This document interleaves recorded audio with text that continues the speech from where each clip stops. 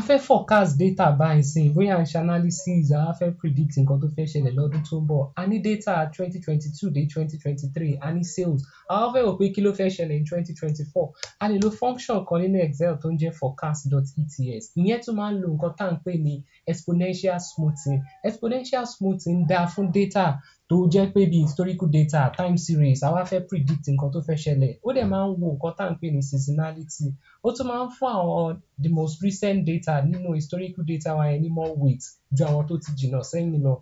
Tá bá ti kọ FORECAST.ETS nísìnyí ó ń béèrè target date òun ni date tá fẹ́ predict comma ó ń béèrè values ìyẹn ni àwọn historical data wa tó ti wà ń bẹ̀ comma next thing ni pé timeline wo ni a fẹ́ lò láti fi forecast ìyẹn náà ni àwọn time tá ti ní níbẹ̀ tẹ́lẹ̀ comma ó tún wá béèrè pé kí ni seasonality function kan wà ní Excel náà tá lè fi calculate seasonality ṣùgbọ́n tá bá kọ 1 sí nínú formula FORECAST.ETS ó máa bá wa calculate seasonality ẹ̀ kó tó wá ṣe síbẹ̀ so máa lo 1